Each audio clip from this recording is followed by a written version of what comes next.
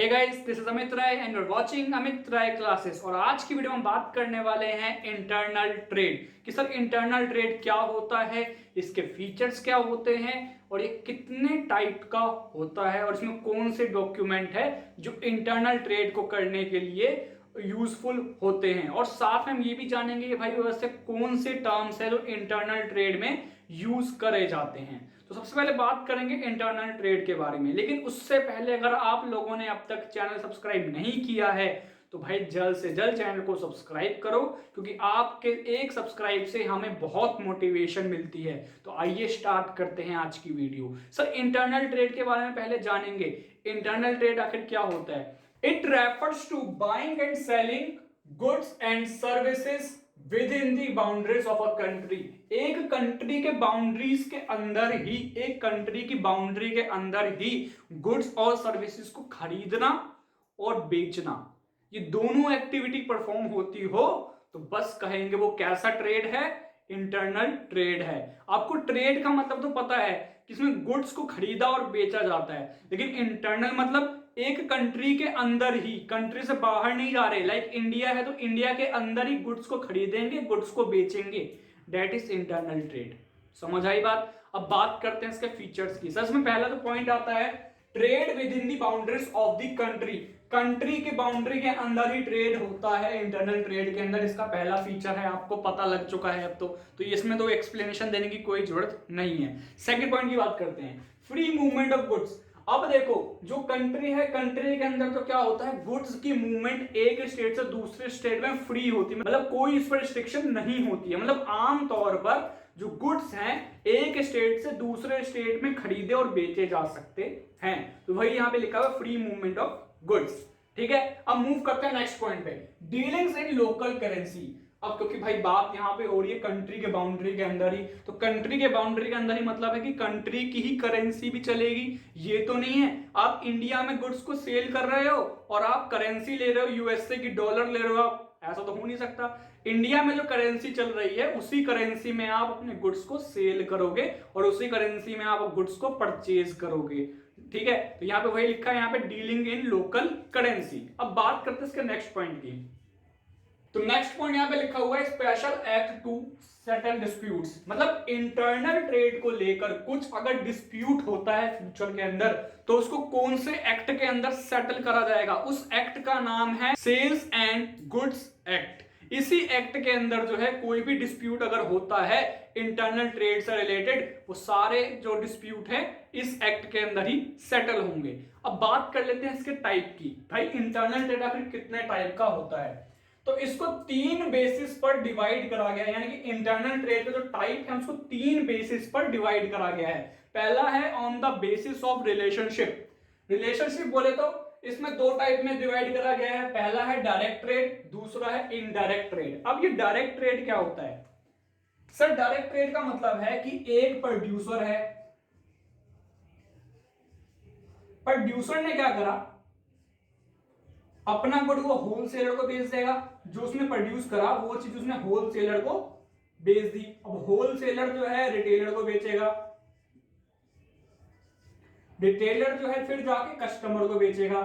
तो ये तो डायरेक्ट ट्रेड नहीं है, ये डायरेक्ट ट्रेड नहीं है। अब डायरेक्ट ट्रेड क्या होगा सर यहाँ पे? तो इसमें होगा प्रोड्यूसर डायरेक्ट कंज्यूमर को जाके बेचेगा, दैट इज डायरेक्ट ट्रेड। यानी कि ऐसा ट्रेड जिसके अंदर जो प्रोड्यूसर है अपना जो प्रोडक्शन, जो उसने गुड्स की प्रोडक्शन करी है वो गुड्स को सीधा कस्टमर को जाके बेचे, तो वो डायरेक्ट ट्रेड कहलाएगा। समझ आई बात? और indirect trade, sir indirect trade मतलब कि प्रोड्यूसर पहले होलसेलर को बेचेगा, होलसेलर रिटेलर को बेचेगा, रिटेलर कस्टमर को बेचेगा, दैट इज इनडायरेक्ट ट्रेड। यानी कि जिसमें गुड जो है प्रोड्यूसर से कंज्यूमर के पास डायरेक्ट नहीं पहुंचते हो, वो इनडायरेक्ट ट्रेड होता है। ठीक है, तो अब बात करते हैं इसके नेक्स्ट बेसिस, यानी कि इसका नाम क्या है? On the basis of level. अब जो इंटरनल ट्रेड है उसको लेवल के बेसिस पर भी डिवाइड करा गया है। इसमें पहला पॉइंट आता है लोकल लेवल। लोकल लेवल का मतलब है कि खाली कुछ विलेजेस के बीच में होने वाला ट्रेड, लाइक छोटे मोटे विलेज उनके बीच में होने वाले ट्रेड को क्या बोलते हैं? लोकल लेवल का ट्रेड।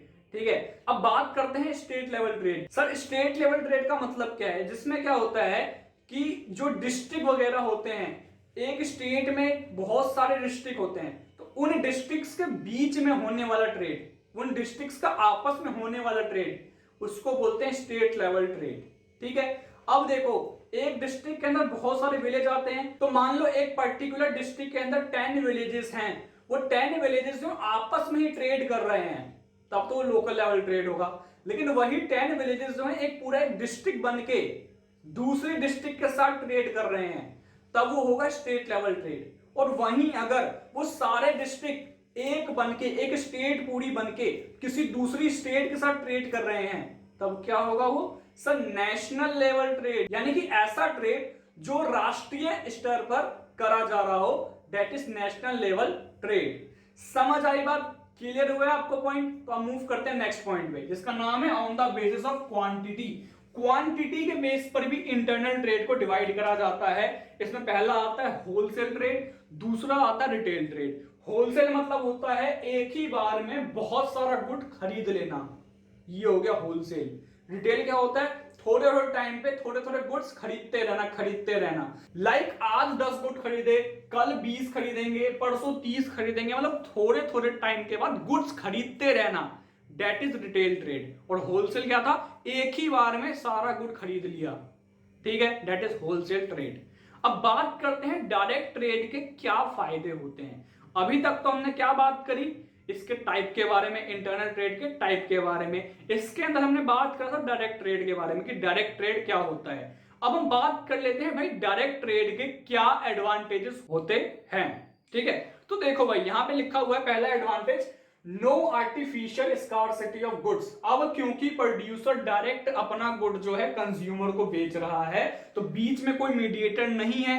जब मीडिएटर नहीं है तो उसके गुड्स की कमी भी नहीं होगी मार्केट के अंदर। अब मार्केट के अंदर गुड्स की कमी होने का मतलब क्या है? देखो जो मीडिएटर्स होते हैं ना, वो क्या करते हैं, कई बार गुड्स को अपने पास स्टोर करके रख लेते हैं, तब तक रख लेते हैं जब तक उस गुड की प्राइस ना बढ़ जाए मार्केट के अंदर। अब प्राइस बढ़ जाएगा तो वो लोग क्या करेंगे, गुड्स धड़ल्ले से बेचेंगे कस्टमर को और ज्यादा उनसे पैसे वसूलेंगे। तो इससे क्या होगा, प्रोड्यूसर को तो भाई जो मिलना तो मिल गया, लेकिन मीडिएटर्स के पास ज्यादा प्रॉफिट पहुंच जाएगा और कस्टमर को भी ज्यादा प्राइस पे गुड्स खरीदना पड़ेगा। तो कंज्यूमर को भी लॉस हो रहा है, प्रोड्यूसर को भी लॉस हो रहा है। तो इसीलिए क्या होता है भाई, प्रोड्यूसर क्या करता है, डायरेक्ट अपना गुड कस्टमर को बेचता है ताकि गुड्स की कमी ना हो मार्केट के अंदर, कोई मीडिएटर जो है गुड्स को अपने पास स्टोर ना कर सके, जो गुड है वो सीधा कंज्यूमर को मिले। तो ये तो हो गया भाई no artificial scarcity of goods. अब बात करते हैं इसके नेक्स्ट पॉइंट की, इसका नाम क्या है भाई, receipt of original goods by the consumer. अब क्योंकि प्रोड्यूसर डायरेक्ट अपना गुड जो है कंज्यूमर को बेच रहा है, तो बीच में कोई मीडिएटर नहीं है। मीडिएटर नहीं है तो वो लोग जो है गुड्स के अंदर जो है कोई छेड़छाड़ भी नहीं कर पाएंगे, मतलब कि गुड्स में कोई मिलावट नहीं कर पाएंगे। तो वो मिलावट कर ही नहीं पाएंगे तो कंज्यूमर को ओरिजिनल गुड मिलेगा। क्योंकि पहले क्या था, मीडिएटर थे, मीडिएटर के थ्रू प्रोड्यूसर गुड सेल करता था, तो तब वो लोग क्या करते थे भाई, कंज्यूमर को मिलने वाले गुड में कुछ मिलावट कर देते थे और इससे कंज्यूमर को भी लॉस होता था। लेकिन यहाँ पे क्या है, प्रोड्यूसर डायरेक्ट अपना गुड कंज्यूमर को बेच रहा है और प्रोड्यूसर नहीं चाहेगा कि भाई उसके गुड में कोई मिलावट हो, वो मिलावट करेगा भी नहीं। तो इससे क्या होगा भाई, कंज्यूमर को ओरिजिनल गुड मिलेगा। अब बात करते हैं इसके नेक्स्ट पॉइंट की। सर उसका नाम है double profit to producer. Sir इस पॉइंट का क्या मतलब है? सर इस पॉइंट का मतलब यही है, सिंपल सा मतलब है कि पहले प्रोड्यूसर होलसेल के थ्रू, होलसेल रिटेल के थ्रू क्या करता था, कंज्यूमर को गुड्स बेचता था, ठीक है। लेकिन अब क्या हो रहा है, वो डायरेक्ट कंज्यूमर को गुड बेच रहा है, तो उसको डबल प्रॉफिट बिल्कुल होगा। वो कैसे होगा, वो एग्जांपल देखो यहाँ पे। मान लो 80 रुपए का गुड भाई प्रोड्यूसर के पास था, प्रोड्यूसर ने उसमें अपना 20 रुपए का प्रॉफिट ऐड करा और वो गुड 100 रुपए में होलसेलर को बेच दिया। अब होलसेलर ने क्या करा, उसमें अपना 10 रुपए का प्रॉफिट ऐड करा और 110 रुपए में उसने रिटेलर को बेच दिया। रिटेलर ने क्या करा, उसमें 10 रुपए का प्रॉफिट ऐड करा और वो गुड जाके उसने कंज्यूमर को 120 में बेच दिया। मतलब कहां 80 रुपए का गुड और कहां उसको 120 रुपए में मिल रहा है कंज्यूमर को। तो इसी को बोला गया कि भाई जब प्रोड्यूसर मीडिएटर्स के थ्रू सेल करता है तो प्रॉफिट बढ़ जाता है, लेकिन प्रोड्यूसर अगर डायरेक्ट कंज्यूमर को बेचेगा तो उसको डबल प्रॉफिट होगा प्रोड्यूसर को, ठीक है। वो कैसे होगा, तो देखो यहाँ पे 80 रुपए का गुड था, प्रोड्यूसर ने अपना 20 रुपए मान लो प्रॉफिट का ऐड कर भी लिया, ठीक है, अब वो क्या करेगा, होलसेलर वाला प्रॉफिट भी अपने में ऐड कर लेगा, यानी 20 + 10 30 रुपए अपना प्रॉफिट वो ऐड कर लेगा। कितने का प्रॉफिट हुआ उसको, 30 रुपए का, यानी वो 110 रुपए में गुड बेचेगा। 80 + 30, 80 रुपए कॉस्ट हो गई, 30 रुपए उसका प्रॉफिट, 80 + 30 110। देखो जब वो मीडिएटर के थ्रू सेल कर रहा था तो खाली उसको 20 रुपए का प्रॉफिट हो रहा था, लेकिन अब वो डायरेक्ट कंज्यूमर को सेल कर रहा है तो उसको पूरे 30 रुपए का प्रॉफिट हो रहा है। ठीक है, तो इसी को बोला है डबल प्रॉफिट। होलसेलर को मिलने वाला प्रॉफिट भी प्रोड्यूसर को मिल गया, that is double profit to producers. अब बात करते हैं इसके नेक्स्ट पॉइंट की। सर इसका नाम क्या है, availability of goods at lower prices to consumers. तो देखो जो गुड्स होते हैं वो लो प्राइस पर कंज्यूमर को अवेलेबल हो जाते हैं डायरेक्ट ट्रेड के अंदर, क्योंकि यहाँ पे प्रोड्यूसर जो है डायरेक्ट कंज्यूमर को बेच रहा है गुड, तो वो लो प्राइस पर अवेलेबल अपने आप ऑटोमेटिकली हो जाएंगे। वो कैसे होंगे, तो देखो यहाँ पे एग्जांपल में मैंने आपको समझाया भी था अभी कि देखो जब प्रोड्यूसर मीडिएटर्स के थ्रू सेल कर रहा था तब वो गुड कितने का मिला कंज्यूमर को, सर 120 का मिला। लेकिन प्रोड्यूसर ने जब डायरेक्ट बेचा कंज्यूमर को तो कितने का मिला, सर 110 का मिल गया। तो हुआ ना यहाँ पे लो प्राइस पे कंज्यूमर को गुड अवेलेबल हुआ या नहीं, सर बिल्कुल हुआ। यहाँ पे उसको लो प्राइस पे गुड अवेलेबल हो गया। ठीक है, अब बात करते हैं इसका नेक्स्ट पॉइंट की। सर उसका नाम क्या है, benefit of cash sales to producer. अब जो प्रोड्यूसर होता है उसको कैश सेल का बेनिफिट मिल जाता है, क्योंकि यहाँ पर वो क्या कर रहा है, डायरेक्ट कंज्यूमर को बेच रहा है जाके, तो कंज्यूमर उससे उधार थोड़ा ना खरीदेगा, उससे कैश में ही खरीदेगा ना, तो उसको कैश मिल जाता है। लेकिन अगर वो मीडिएटर के थ्रू सेल करता, होलसेलर के थ्रू सेल करता, तो होलसेलर क्या करते हैं भाई, गुड्स खरीद तो लेते हैं बल्क में, लेकिन पैसे उनको रोक के रखते हैं, क्योंकि भाई जब होलसेलर के पास पैसे आएंगे गुड सेल करके तभी तो वो प्रोड्यूसर को पे कर पाएगा। अब उसका पैसे ही नहीं है तो पे कैसे करेगा प्रोड्यूसर को, तो इसलिए प्रोड्यूसर के पैसे रुक जाते हैं होलसेलर के पास। ठीक है, और ऐसे ही होलसेलर के पैसे भी रिटेलर्स के पास रुक जाते हैं, क्योंकि रिटेलर्स के पास भी जब पैसे आएंगे तभी तो वो होलसेलर को देगा। तो इसी को कहा गया है कि भाई प्रोड्यूसर के पैसे बहुत टाइम तक रुके रहते हैं होलसेलर के पास, और होलसेलर के पैसे रिटेलर के पास। जब रिटेलर होलसेलर को पैसे देगा तब होलसेलर जो है अपना प्रोड्यूसर को पैसे देगा। लेकिन अब यहाँ पे क्योंकि प्रोड्यूसर डायरेक्ट बेच रहा है कंज्यूमर को, तो कंज्यूमर उधार तो खरीदेगा नहीं, वो कैश पे खरीदेगा, तो कैश अपने प्रोड्यूसर को मिल जाएगा, उसको कोई टेंशन ही नहीं होगी भाई क्रेडिट सेल की। समझ आई बात, तो ये हो गया भाई एडवांटेजेस ऑफ डायरेक्ट ट्रेड। अब बात करते हैं इनडायरेक्ट ट्रेड की।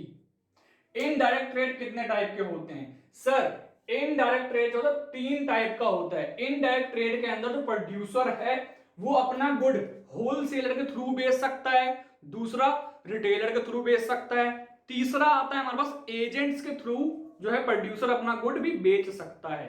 होलसेलर के थ्रू कैसे बेचेगा, तो वो ये रहा पूरा प्रोसीजर कि प्रोड्यूसर क्या करेगा, पहला अपना गुड होलसेलर को बेचेगा, होलसेलर रिटेलर को बेचेगा, रिटेलर कस्टमर को जाके बेच देगा। तो ये हो गया थ्रू द होलसेलर, ये हो गया आपको कंप्लीट। अब बात करते हैं थ्रू रिटेलर की। इसमें क्या करेगा भाई, प्रोड्यूसर अपना गुड होलसेलर को नहीं बेचेगा, वो डायरेक्ट अपना गुड किसको बेचेगा, रिटेलर को बेचेगा, यानी कि बिना होलसेलर को बीच में लाए अपना गुड वो रिटेलर को बेचेगा, और रिटेलर जो है उसका गुड कंज्यूमर को बेच देगा। ये हो गया थ्रू रिटेलर।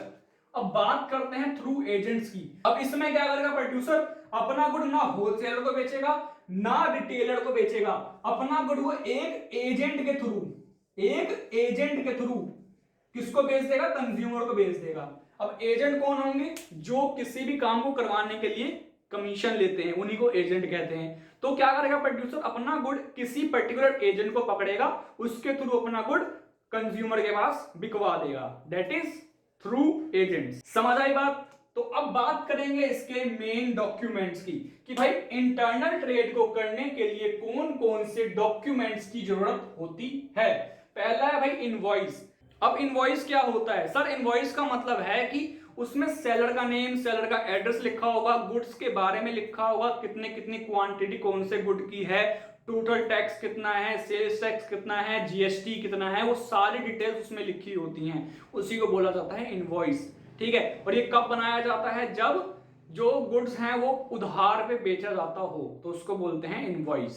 सर फिर बात करते हैं proforma invoice. Sir proforma invoice का मतलब क्या है? ये नकली इनवॉइस होता है। नकली इनवॉइस मतलब सर इसका मतलब ये है कि इसमें खाली बेसिक आइडिया दे दिया जाता है बायर को कि उसने जो भी गुड्स बताए हैं, जो भी उसको गुड्स खरीदने हैं, जितनी क्वांटिटी में खरीदने हैं, उसका प्राइस क्या रहने वाला है, उसका टोटल बिल कितने का बनने वाला है, ताकि बाद में अगर बायर को लगता है कि नहीं ज्यादा का बिल बन गया है तो उसमें से कुछ अपना सामान कम भी करवा सकता है। इसलिए परफॉर्मा इनवॉइस बनाया जाता है। ठीक है, अब बात करते हैं नेक्स्ट पॉइंट, इसका नाम क्या है भाई? Debit note. अब जब भी कोई बायर जो है गुड्स रिटर्न कर देता है सेलर को, तो उस टाइम पे जो बायर है वो सेलर को एक डेबिट नोट बना के देता है कि मैं गुड्स रिटर्न कर रहा हूं। और फिर बात करते हैं क्रेडिट नोट की। भाई देखो, जब भी सेलर जो है कोई डेबिट नोट रिसीव करता है, यानी कि किसी परचेजर ने गुड्स रिटर्न कर दिए हैं उस, तो वो गुड्स को क्लेम करने के लिए एक नोट बना के देता है कि भाई देखो तुमने मेरे को गुड्स रिटर्न करे थे तो मैं वो क्लेम करता हूं, मैं मानता हूं कि तुमने गुड्स रिटर्न करे हैं। तो उसे क्लेम करने के लिए वो नोट बनाता है। नोट को क्या नाम दिया गया है? Credit note. समझ आई बात? फिर बात करते हैं railway receipt. Sir railway receipt का मतलब क्या है कि भाई ये रेलवे द्वारा इश्यू करा जाता है कि इसमें रेलवे एक्सेप्ट करता है कि भाई हमने गुड्स एक्सेप्ट करे हैं इसको इस स्टेशन से दूसरे स्टेशन में भेजने के लिए। ये हो गया रेलवे रिसिप्ट। अब बात करते हैं कुछ ऐसी टर्म्स के बारे में जो इंटरनल ट्रेड के अंदर यूज करे जाते हैं, जैसे कैश ऑन डिलीवरी यानी कि सीओडी शॉर्ट फॉर्म। ठीक है, कैश ऑन डिलीवरी मतलब क्या है कि आपने गुड खरीदा, उस गुड की आपको डिलीवरी मिलेगी, उसके बाद ही आप पेमेंट करेंगे कैश में, that is cash on delivery. समझ आई बात? अब बात करते हैं इसके नेक्स्ट पॉइंट की, फ्री ऑन बोर्ड और रेल। अब ये फ्री ऑन बोर्ड या फ्री ऑन रेल है क्या? सर ये एक तरीके का कॉन्ट्रैक्ट होता है। किसके बीच में? सर बायर और सेलर के बीच में, जिसमें सेलर क्या बोलता है कि भाई गुड्स को डिलीवरी करने के, यानी कि जो कैरियर है यानी जो शिप वगैरह है वहां तक गुड्स को पहुंचाने के लिए जो भी खर्चा होगा वो सारा खर्चा भाई मैं बियर करूंगा, यानी कि ऐसा सेलर कहता है। ठीक है, that is free on board. और इसमें जो कैरियर है यानी कि जो शिप है या जो भी रेल है जिसके थ्रू गुड्स आगे डिलीवरी के लिए जाने हैं, वो एक एजेंट की तरह एक्ट करता है। यानी कि किसका एजेंट? सर बायर का एजेंट। ठीक है, समझ आई बात? अब बात करते हैं इसके नेक्स्ट पॉइंट, इसका नाम है कॉस्ट इंश्योरेंस फ्रेट। तो इसका मतलब है कि जो गुड का जो प्राइस है उसके अंदर कॉस्ट भी इंक्लूडेड है, इंश्योरेंस भी इंक्लूडेड है, और उस गुड को पहुंचाने में जो खर्चा लगा है वो भी इंक्लूडेड है, दैट इज फ्रेट। समझ आई बात? अब बात करते हैं इसका नेक्स्ट पॉइंट की। तो इसका नाम है error and omissions accepted. Errors and omission accepted का क्या मतलब है? सर इसका मतलब यही है, सिंपल सी बात, कि अगर कुछ इंफॉर्मेशन लिखनी रह गई है यानी कि कुछ इंफॉर्मेशन आधी अधूरी है तो उसकी वजह से फ्यूचर में कोई लायबिलिटी ना इंक्रीज हो जाए, इसीलिए लिख दिया जाता है कि भाई हो सकता है कि कुछ गलती हमसे हो गया हो इसमें इंफॉर्मेशन पूरी लिखने में, तो वो भाई फ्यूचर में लायबिलिटी ना इंक्रीज हो, इसलिए ये लिख दिया जाता है। समझ आई बात? इसको शॉर्ट में लिखते हैं E&OE। ठीक है, और कॉस्ट इंश्योरेंस फ्रेट को क्या लिखते हैं? CIF। समझ आई बात? तो ये तो हो गया हमारा इंटरनल ट्रेड का पूरा टॉपिक खत्म। आई होप आपको ये सारा का सारा टॉपिक समझ आया होगा। भाई अगर समझ आया है वीडियो को लाइक करना, शेयर करना, कमेंट करना, और भाई सबसे इंपॉर्टेंट बात, भाई चैनल को जरूर सब्सक्राइब करें, साथ में बेल आइकॉन को भी प्रेस करें ताकि आपको फ्यूचर में आने वाली सभी वीडियोस की नोटिफिकेशन सबसे पहले देखने को मिल सके। तो मिलते हैं आपसे नेक्स्ट वीडियो में, तब तक देखते रहें अमित राय क्लासेस। धन्यवाद।